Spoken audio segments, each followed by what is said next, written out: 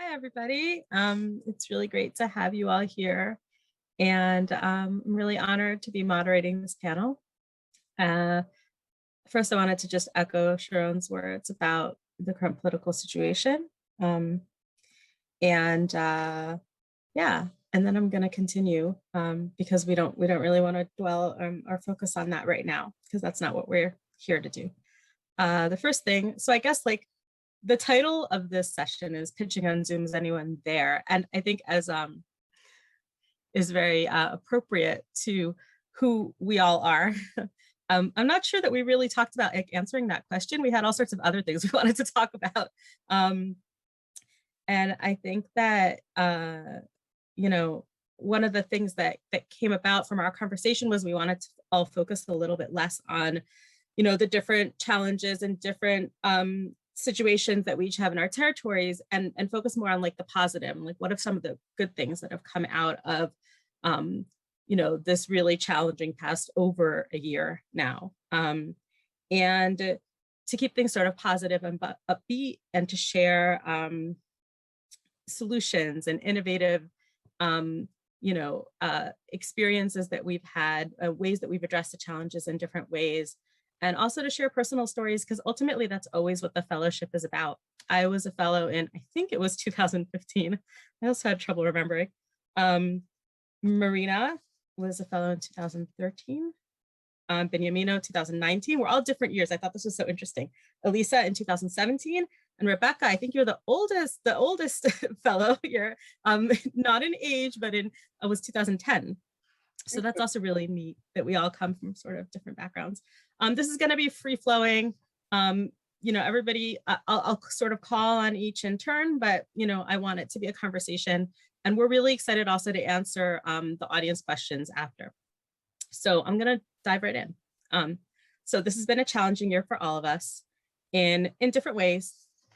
And I wanted to go around the room and to have everybody share what are some of the positive things that have come out of this year that you think you will take forward with you even after the pandemic is over. Hopefully when it's over, that it will be over. So I'm just going to start with Elisa. Okay, that's a surprise. Yeah, so I think I have to specify that I'm not an agent. I handle foreign rights for a publisher in Germany, Schöffling. So I work with agents and of course with scouts, but I handle rights from just one single publisher. And I also have to say that I switched jobs just in the middle of the pandemic or at the very beginning of the pandemic. I left one publisher and started at a new publisher. So for the most part of last year, I'd say I was surviving more than really innovating.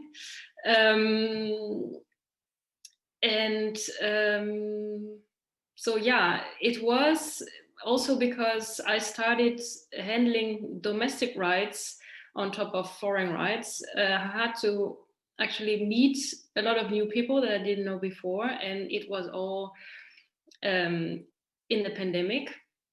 So actually I met a lot of people through Zoom and Skype, and it was okay, actually. I feel like it was much better than I fear it would be in terms of communications. Of course, it was at the beginning terrible to have to miss the fairs because it just gives a structure.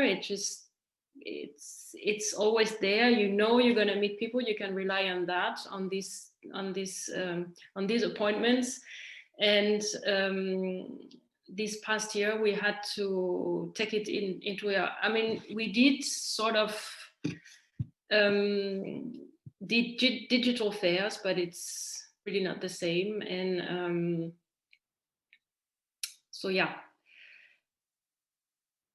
I think that's been my year. I don't know if you want me to talk about the German market right now in general. No. Or That's great. Rebecca, do you want to share a little bit about some of the positive things that sort of come through your experiences this past year? Obviously, we've all had such different experiences, and each of us work in different, in somewhat different fields, right? We're not, and feel free to go ahead and like you did, Elisa, like share a little bit more about your role and what you do. So, because Sharon just gave a very brief introduction, just so that our audience knows who you are and where you come from, if they don't already know you. Okay. Well, hi everybody. It's a thrill to be here, I suppose. I mean, here in I should say here in London as opposed to here in Jerusalem, but I'm a London-based literary scout. Been scouting, sort of on and off for 20 years now, and I work with publishers around the world in 24 different countries, and I work also in film, TV, theater, and documentary.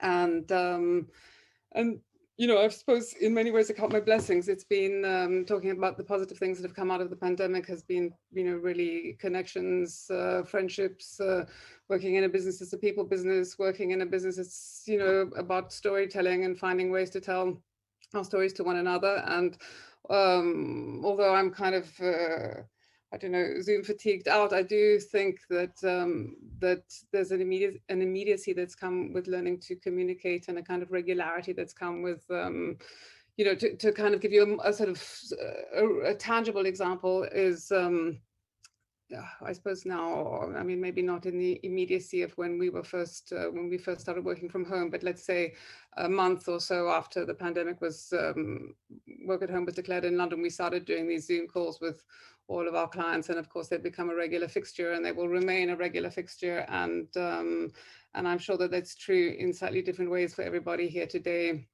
That has brought a kind of integration into people's working lives and experience of this pandemic at a time when actually it was really hard to be isolated. And it's been, I'm sure my experience is the same as other people's experiences. It's been up and down and all over the place. So some of it's been fantastic, but what's really been fantastic has been able to share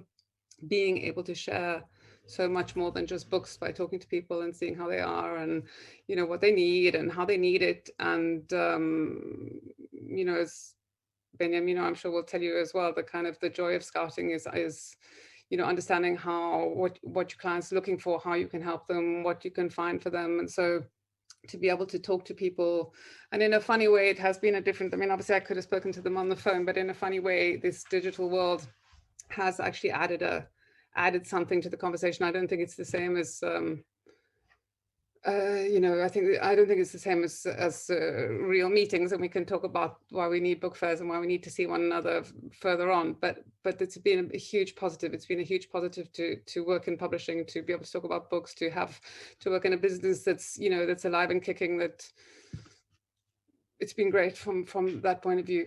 So I pass it back to you. Yeah, no, great. Beniamino, we'll just segue right into you. All right. Well, I'll start by saying that it was challenging, and I think it's liberating to say it. And sometimes you hear this kind of forced optimism, and we all want to have a positive takeaway from this, but I think it's good to say that it was hard, because it was an existential challenge, not just because the disease was pretty deadly, but because it felt to me, at least, that this challenged really the meaning of what I do as a professional, which is basically what we're doing today, having a community of like-minded people who love books and talk about it all the time, and somehow they also get paid to do so. And so to see that threatened, no more book fairs, no meetings, no office life, that felt very challenging for a moment. But I guess, as in every emergency, it was clarifying and it was motivating, and it really sort of cut out the noise and helped us focus on what was most important to us, as Rebecca was saying, essentially being there for clients and not just being a conduit, a medium for books, say from the US to our clients all over the world, but really being a bridge for our clients all over the world. So essentially, in practice, this meant for us certainly changing our ways of communication. Zoom sessions will remain a fixture, And I think I'm really ashamed of saying it, but a good Zoom session with a client once a month is better than Frankfurt, because you as exciting and stimulating as Frankfurt is, sometimes those meetings are too short and you have 3 hours of sleep and your client has 1 hour of sleep. So that can be definitely much more productive. But I think we also took very seriously our role as connection for all of our clients. And so we've started writing this very long reports on what was happening in New York. They almost became a form of sort of storytelling of what was happening in the city, in the industry primarily at any given moment. And I am also very lucky that I work with a company that has 2 offices in New York and London. They are packed with foreigners like me and also people who speak a bunch of languages. So we use this kind of polyglot, a multicultural identity of the company to give clients reports on each major market in the world. So in the early phase of the pandemic, we just thought it would be nice for clients elsewhere to see what was happening, say, in France, and then Italy, and then Germany. And so we went around the world using a sort of expertise, the best of our knowledge, and talking to our clients that are contacts in the industry to just give them a sense of what was happening. And I should stop talking because I'm going too long. Yeah, Marina, I want you to weigh in as well, but I definitely, I agree with you, Beniamino. It's been, it's definitely been challenging. I was saying earlier when we all spoke, I have 5 children, and so having them all home and all on Zoom and all on different, it was like I'd sit down and I get a half hour of work done, and then I had this one, and then I had that one, and then I had, and so I'm desperate to go back to the office, but and so it's definitely important to acknowledge that it has been extremely challenging for a lot of us, for most of us, and it's also in so many different ways. Anyway, Marina, please. Thanks, Rena, and thanks, Hadar and Sharon as well for putting this together. And I just want to start by saying also that I echo Sharon's words and hope for the violence to end soon. But let's focus on publishing. I was, I think I agree with all of you. It's been a very big challenge. I was, before this talk, trying to make a mental list of what could we take with us, and positive things that have come out of this kind of last year and a half. And the first, I guess, as an agent working with authors, a little bit like Rebecca and Beniamino said about their clients, the first thing I turned to was the authors. It's a very solitary job, and I thought they needed, our help and us to be there for them. And I was surprised that some authors have kind of, this is a bit abstract, but have found a new sense of purpose to their work in the new, they find the work has gained some sort of importance, maybe a different importance than before. This is a conversation I've had with a lot of my authors, and the fact that reading has gone up, it seems like people are doing a deeper reading as well. And this connection with the authors and their readers is very special and has kind of become stronger during the pandemic. And people turn to literature for answers and for company, and that has been very evident and very it's had a very positive effect on many of the authors I work with. And also, I think for authors have begun to see also, a bit like every editor we've spoken to has said, their backlist is flourishing. Authors as well have realized that they can start getting revenue from the backlist, and there's not this pressure to produce constantly and always be there, and that you can live from books you wrote 10 or 15 or 20 years ago, which is how it should be, and I think is great. And then in general, what I'll take with me, I think, is these perhaps longer, more meaningful meetings with colleagues as well, people I don't normally see, and people that, like Elisa was saying a while ago, I think last time we spoke, that don't usually go to fairs or can't, or people that we would normally meet in a yearly basis.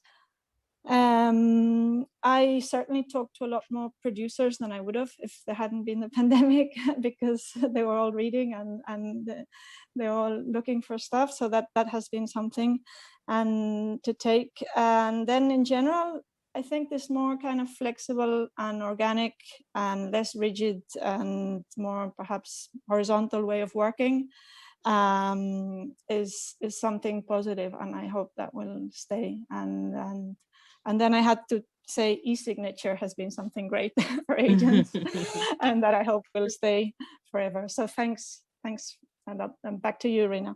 Yeah. Yeah, I have to say, you know, so we all spoke a little bit before this to kind of figure out what we wanted to talk about.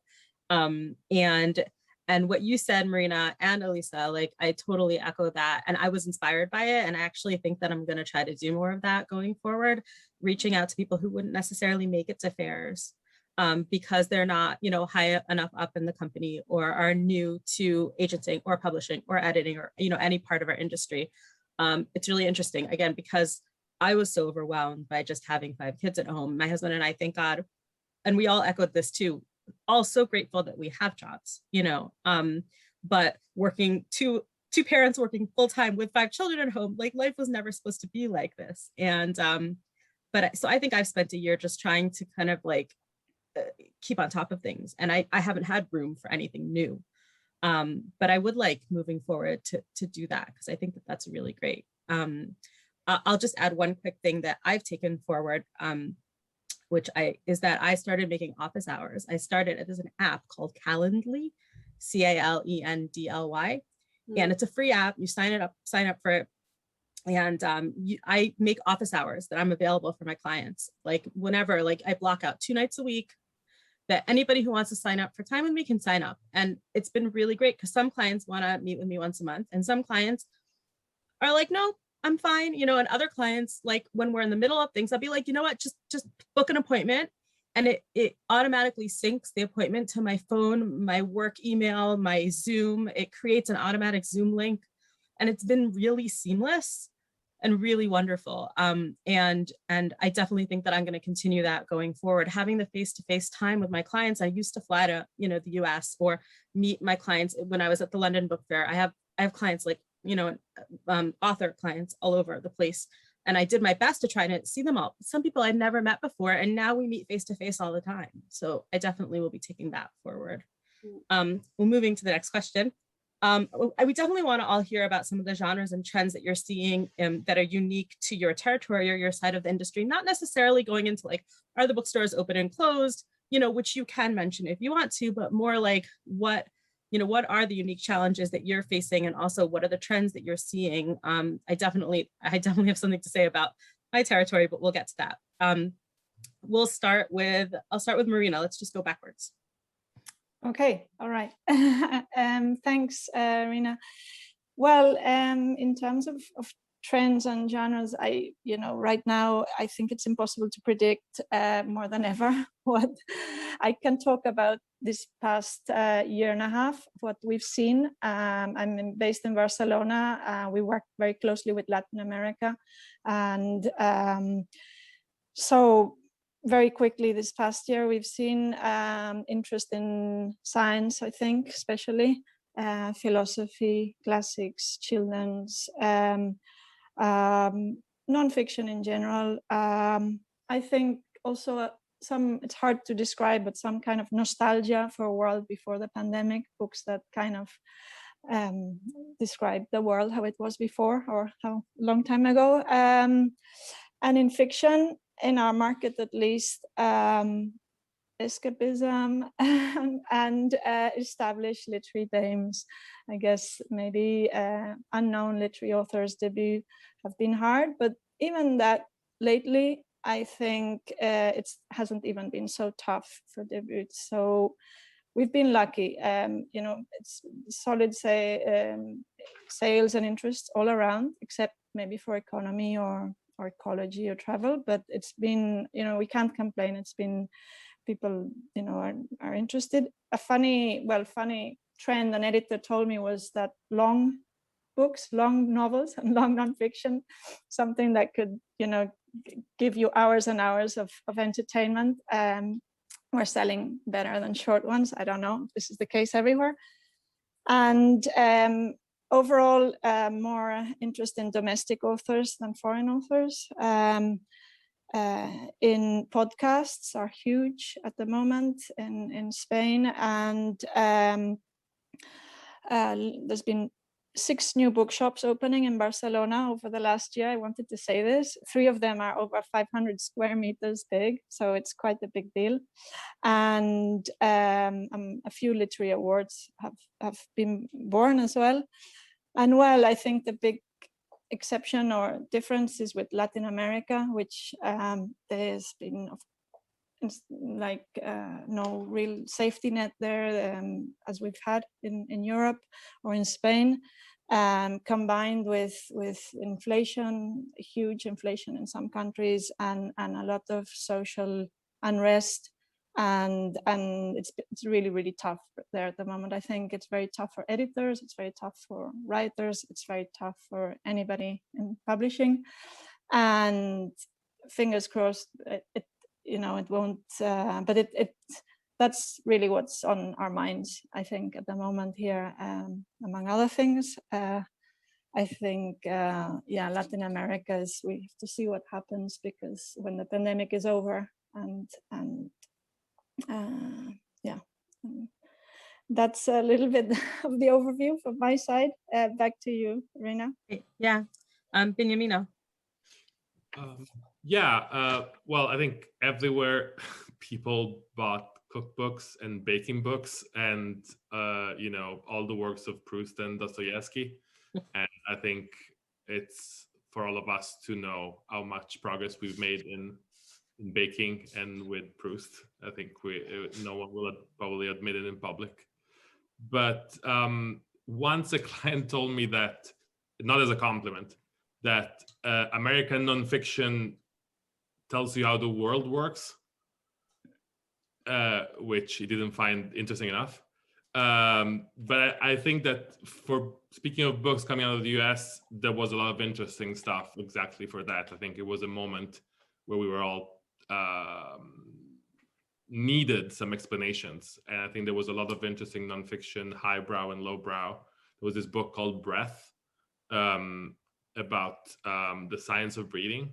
Not really a manual, but a kind of it's an elevated book about the science of breathing that just they became a bestseller because people wanted to understand more about breath at the moment, where everything that pertained the breathing system seemed very important.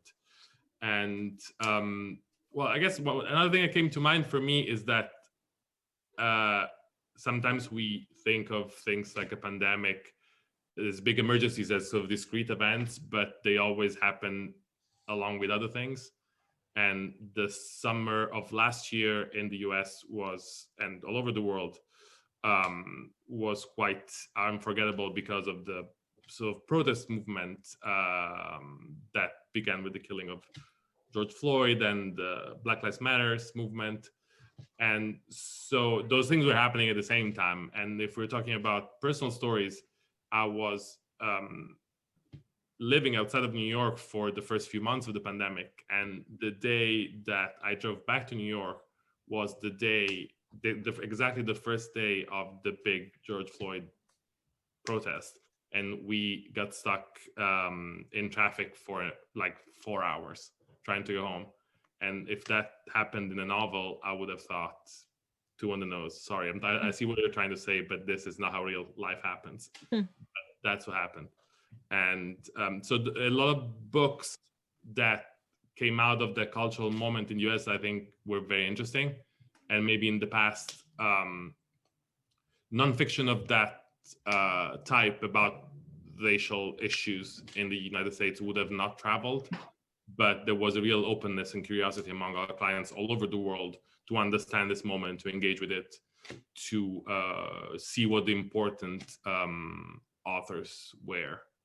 And I don't know if Rebecca agrees with this, but I think there's been definitely you could say, as Marina said, there was definitely you could feel there was a certain push toward domestic authors, as I think as a form of, going to something comforting in a moment, in a stressful moment, something familiar.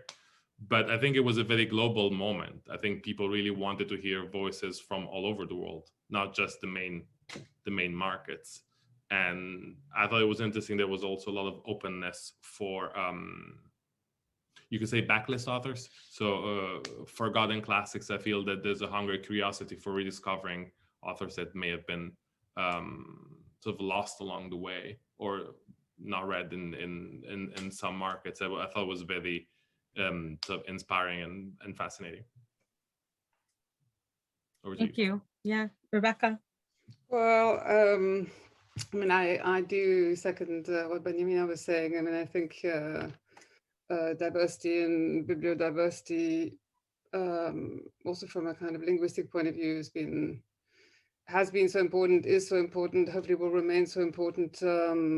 I suppose that, I thought it was interesting. I do think there was much more openness, or a significant openness, to books that, people would have said would not have traveled beforehand.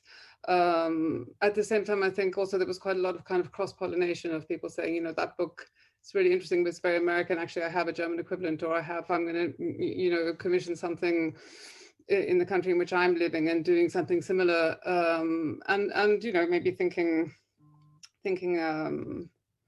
in more creative, more pressing ways, more urgent ways, also about where publishing is at, and who works in publishing, and who gets published, and for how much money, and how and where, and how the whole thing breaks out and doesn't break out. It's clearly just the beginning of the conversation, really. And I suppose, sitting in London, we always feel very closely connected, or at least following very attentively the US. And then at the same time, obviously, the UK has been riven by Brexit and the divisions that Brexit has brought to the front, and the practical consequences also just of publishers really struggling to print their books, and not being able to get stock in, and printing in different countries, and not being able to print in this country, or printing in Germany, and then having their books stuck in Dover, and having no ability of getting them to bookshops has been, it's been brutal in ways that have been both how can I put it, sort of intellectually challenging, and then pragmatically challenging, and also in the sense, which is pandemic related and not, in the sense of centralized economies and things happening in London. It's been interesting to see, in the last year and a half, HarperCollins and Hachette have both opened offices outside of London, Harper North, and all of a sudden there's a lot more flexibility, interest, and just recognizing that people can live and work and do things in different places, which is great to see, I think. I suppose to not repeat or to sit alongside what's been said already, some of the things that I think, we'll all be doing, or making peace with, or making a way forward with, is what we talk about all the time as a digital first economy, so living in a country in which, unlike Marina, there are no new bookshops opening anywhere to be seen, certainly not at 500 square meterage, where Amazon is so much a force of nature, where, big groups are a huge part of publishing and getting bigger and bigger by the day.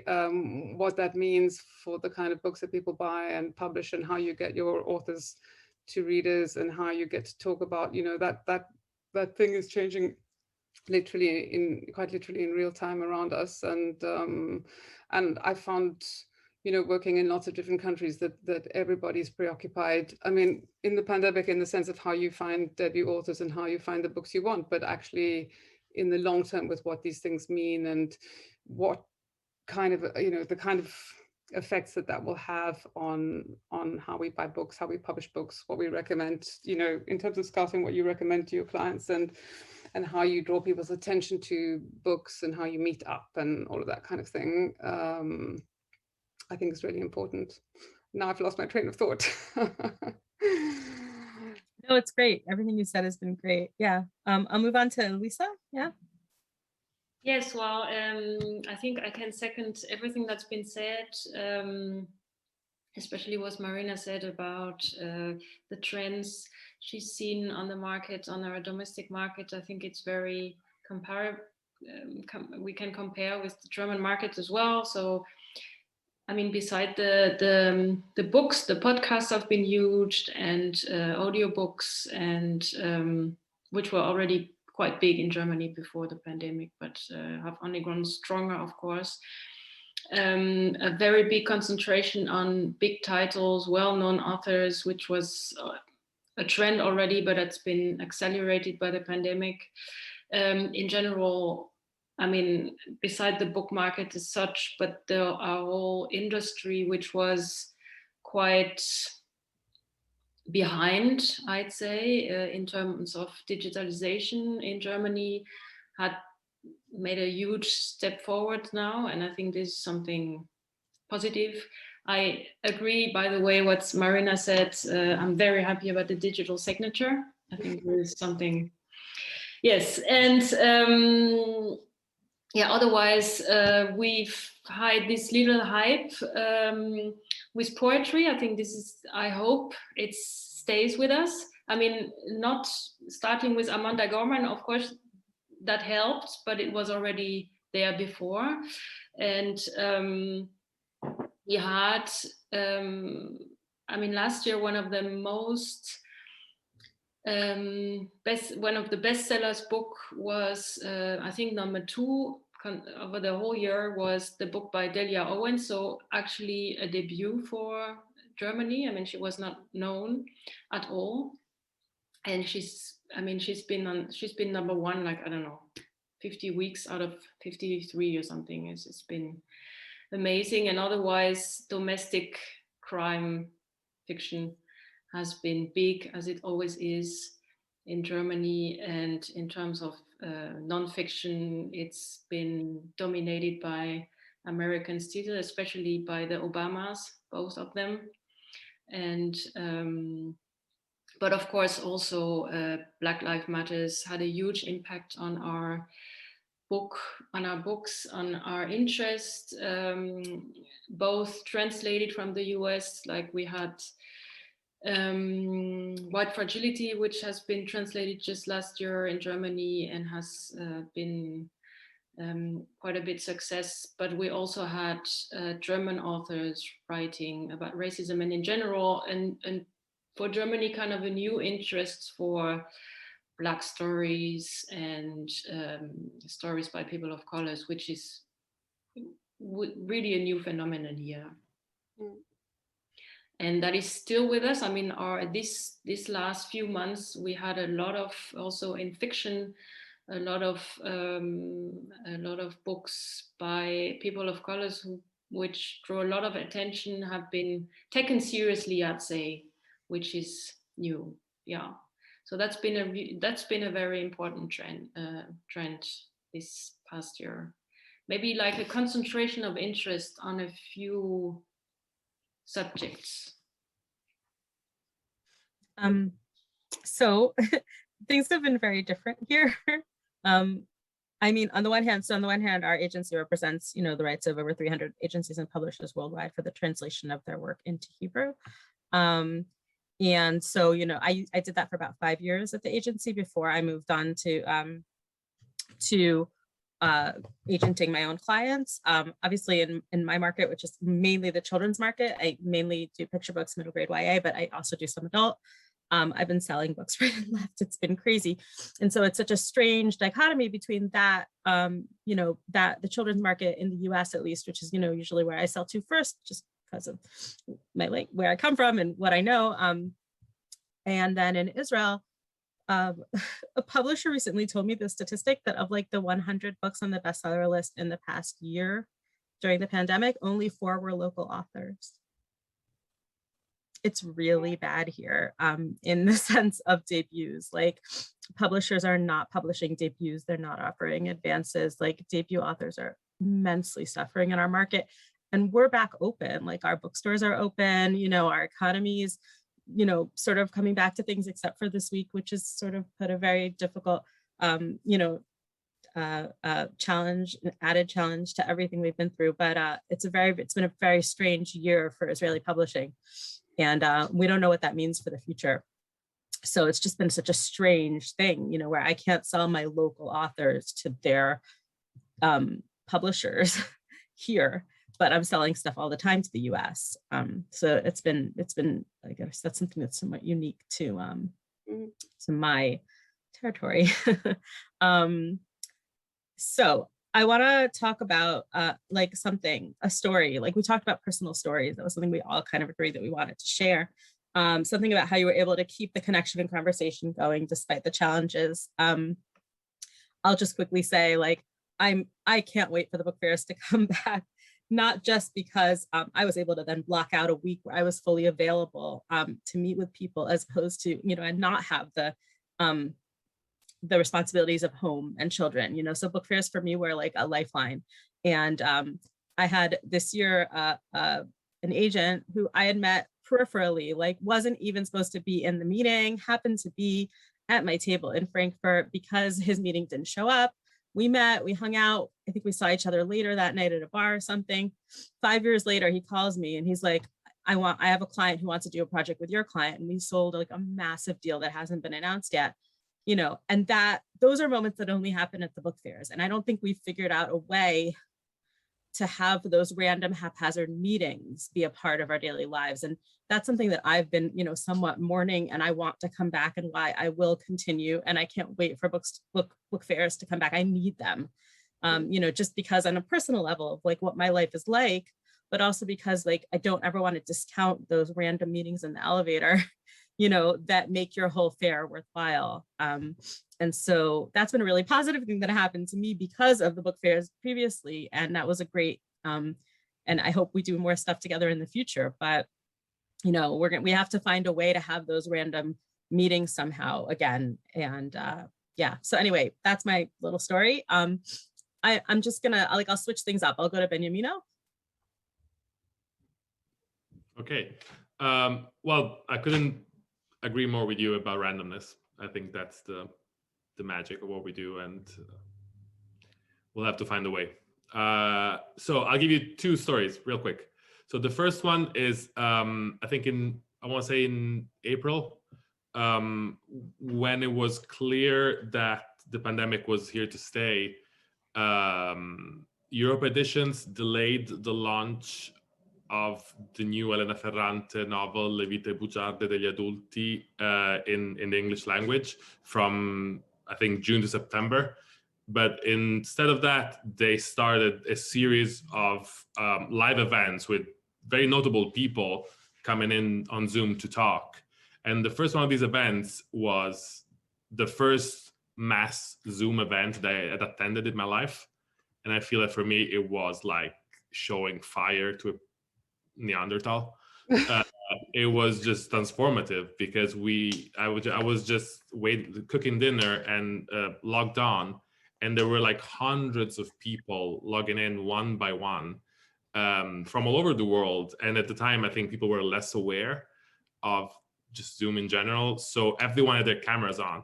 So there was this moment of trepidation and anticipation before it started, where you could see hundreds of people from the little home squares just waiting there, and all, of course, because of Elena Ferrante, which I can very much relate to. So that was just like an opening, and it was something. It was, I think we've talked about it before, the way in which during a crisis like this, you immediately see the negatives, but you don't see the positives yet because they're not visible, but they are there. And that was one of the first moments like that. And the second one, which I already mentioned in the little videos that we shot for this event, is that, again, in the early days of the pandemic, with the fellows from 2019, we organized a book club on Zoom, of course. And that was also a magical moment, because it was really at the hardest initial time where we were all struggling to stay connected and to make new connections, I mean, let alone that. And so we set a time, we chose a book that was published by one of our fellows, Grove Atlantic. Euphoria by Lily King is the book. And it was translated in several major languages, so it was very easy for almost everyone to get a translation in their language, or a language that they spoke anyway. Yeah, that was a very good thing that happened at a very hard time. And then we tried to keep it up with a few more books, but then I think Zoom fatigue got the best of us. But we're trying to get it back on the road in 2021. Sorry, Beniamino, which book? Which book did you say? Euphoria by Lily King. Ah, yeah. Okay. Published by Grove Atlantic, and a bunch of others in, you know. Yeah. Okay. Marina. Okay, sorry, I was muted. Well, I too cannot wait for book fairs to come back. I feel I have to say that. I think as an agent, I'm worried that editors are not speaking as they used to among each other, editors from different countries, from different imprints, from different levels within the company. So and like Ziv said, I think last week, the book fair is as much as, a meeting as a whisper, a gossip late at night after dinner, and the randomness, of course. Yeah, otherwise, we cannot, it can't just all be the algorithm and, the big players. We need, I miss book fairs, I miss the human contact, and I hope those won't disappear with the pandemic. As for personal story or stories, I was struggling to find one. I have little anecdotes here and there. I just 2 or 3, not highlights, but just things that I reflected on these last months. I think for me the real highlight was working with the authors, from helping an author set up his online book club as well with bookshop.org, which went quite well, and to editing or helping an author edit a book about the pandemic.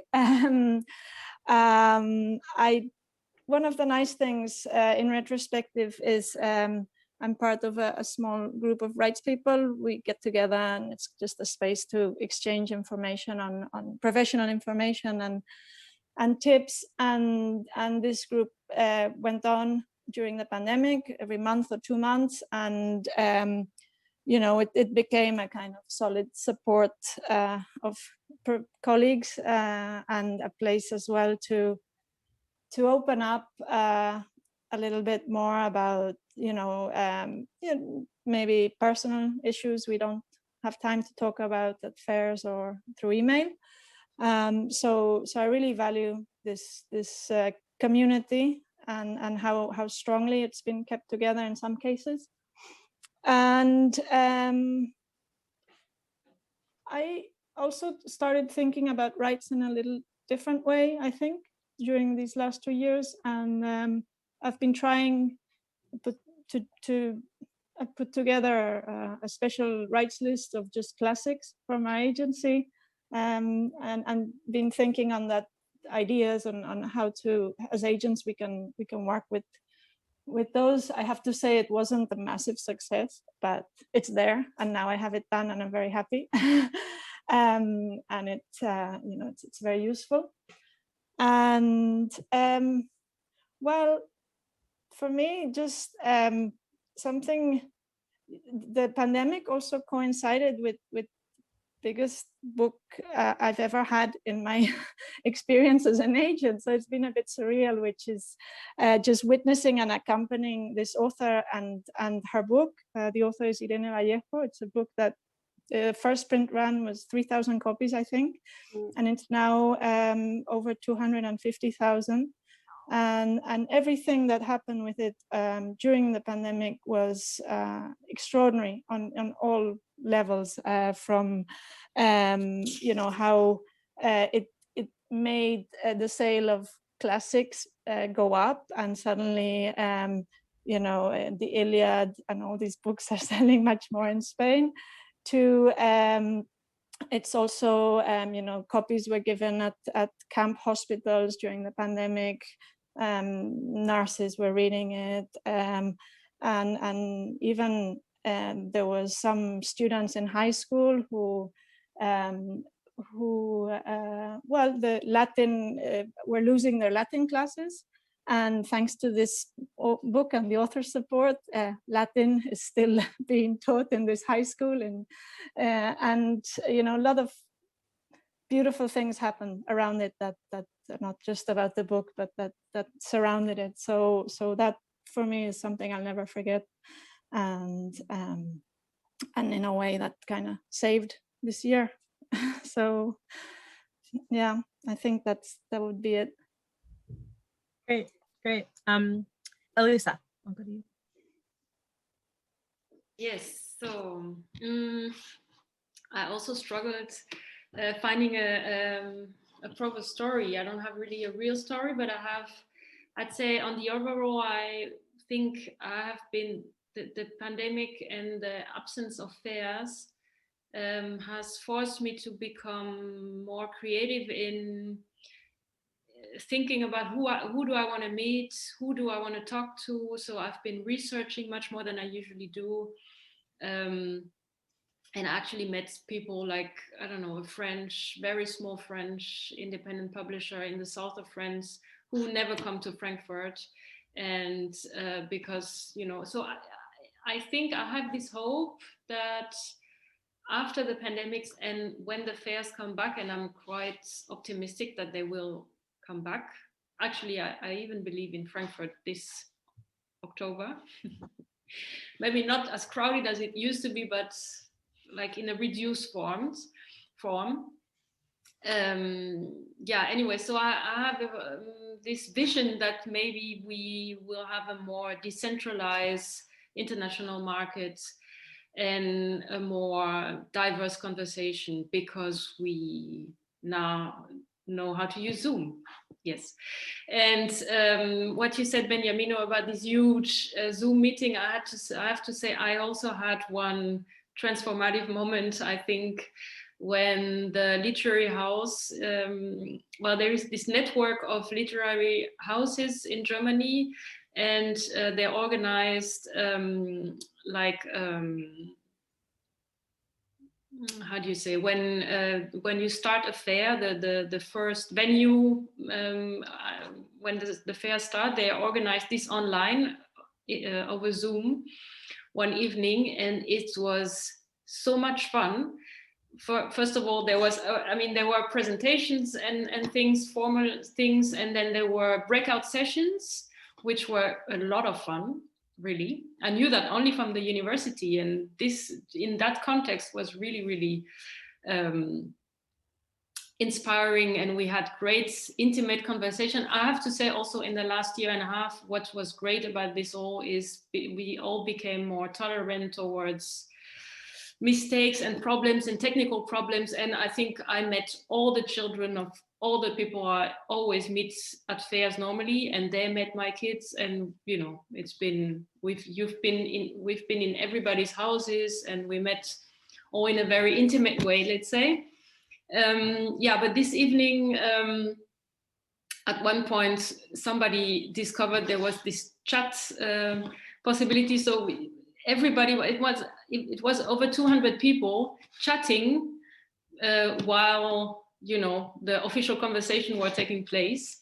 And I think because it was an evening, I don't know if everybody had wine while doing the Zoom, but people were very funny and very loose. And it's been, I will never forget this evening. I thought, well, if that's also possible, we can still have fun even at a virtual digital fair. But that said, I can't wait for real fairs to come back. Yes, that was it for me. Great. Yeah, thank you. Rebecca, we're sort of like, I've been chatting with Sharon about if we had any questions. Rebecca, I want you to answer this question. We do have like one audience question. We'll see if we have time for it or not. I do want you to answer and to have the time you need to answer this, because I'd love to hear what you have to share. Well, I mean, I'll be quick in the sense that most of you, well, each of you said some of the things that I want to say, in terms of the things I miss. And I suppose, I think like lots of people, the last year has been, the good things have been really fantastic and the bad things have really been awful and tragic and difficult. I've done many things I wouldn't have done before, maybe because it was a clarifying experience to think about what I really love about my job and how you do connect people to one another in unexpected ways. And so I tried also to do some things, where you were talking to people that you didn't know. So, I did a panel kind of lecture, well, I don't know what you even call it, like a class on scouting at the Edinburgh Book Fair, where I talked about scouting for a while. And actually it was really interesting because most of the people turned out to be, students who had, most people I think Beniamino will agree, but lots of people in publishing don't know what scouts do. So it was kind of fascinating to actually have conversations to think about this. And again, I did another one with a group of translators, and, there really were people from all around the world at different time zones that would never have been able to come to a book fair. And that was really exciting, and how you can, what bibliodiversity does actually mean in people's real lives, as opposed to the kind of, I don't know, the more chattering class friendly version of that thing. And, working with people, understanding what a lifeline it is to have a job that you love, and understanding what it means then, how you support people who work directly with you, but also work in, in other publishing houses, or work with your clients, or, the reality of that thing, what it means. And scouting's always been a funny job, there's no job definition for it for a reason. And you behind the scenes and do all sorts of things that people will never know about and certainly never thank you for. But actually to be able to think about the nitty gritty of how people tell their stories it's made me feel very fortunate in many different ways, and also to work in between publishing and film and TV, and it's been a lifeline, and I'm sure that the people who work with me would say the same. So I think we've got lots to work with going forward. It's not really a personal story, but that's what I think. Thank you. Great. Okay, so 2 quick questions that are aimed at specific people, and then maybe we'll do one more thing. Marina, there was a question about the book you mentioned. First of all, can you repeat the title and author? And also, people want to know if it has been published in other territories as well, the one you mentioned just now.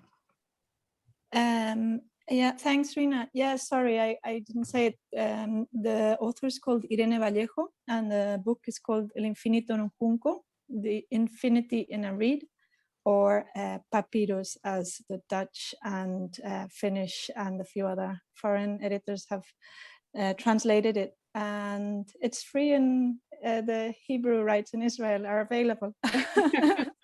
and so are the Icelandic. So anybody listening, check it out.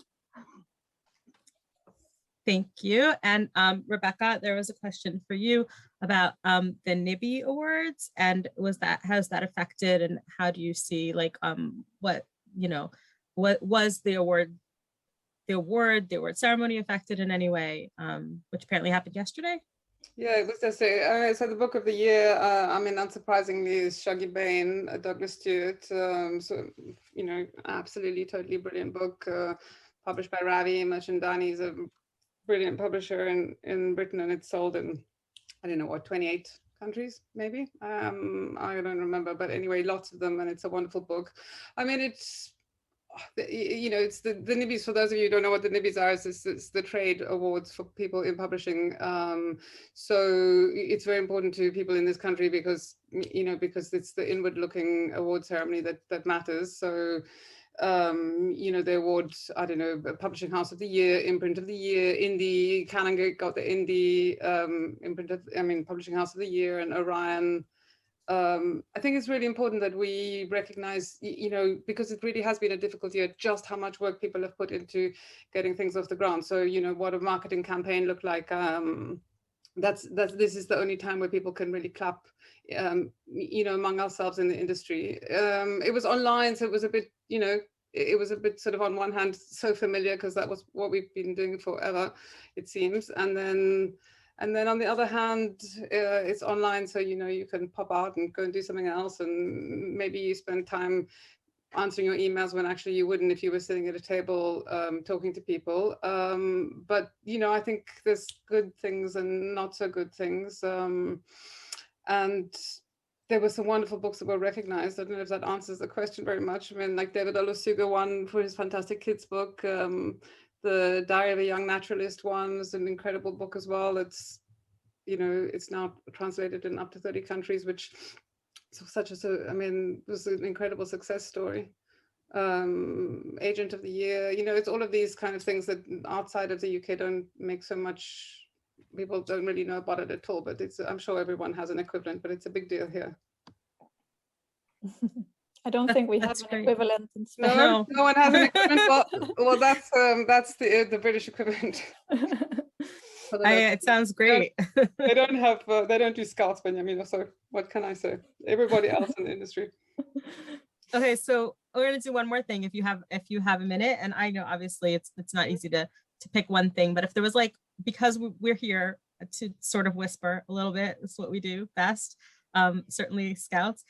Is there, a book that you've read or a book that you're representing or trying to sell now or that you want to tell everybody about? Marina, I think that was great that you happened to mention that, because that really is what we're here to do. And it's what we would be doing if we were in Jerusalem, all of us together. So I'll just quickly say I have a book right now. It's called Hoodie by Isaac Blum is the client. And it's a book about an Orthodox Jewish teen experiencing anti-Semitism. And it's based on a shooting that happened at a supermarket in New Jersey. And it's been at auction in Germany for 2 weeks now. So that's my book that I'm going to share about, not to the exclusion of all the other amazing clients and projects I have going on. But if anybody else wants to share, I don't want to put anybody on the spot. You can just jump in.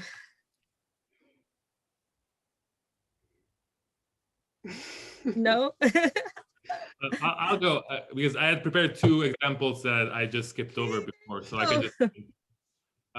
Well, when I was talking about race in America, there's been many books that are worth your while, but one of the few of our clients acquired is Isabel Wilkerson, who I think won the Pulitzer for The Warmth of Other Suns, which is just an incredible masterpiece from a decade ago, about essentially the 3 family stories of 3 people who migrated from this post-slavery from the south of the US because life there was untenable in different ways, and what happened to these people basically over the course of a century in the north of the US, so big cities like Chicago, New York, and Los Angeles.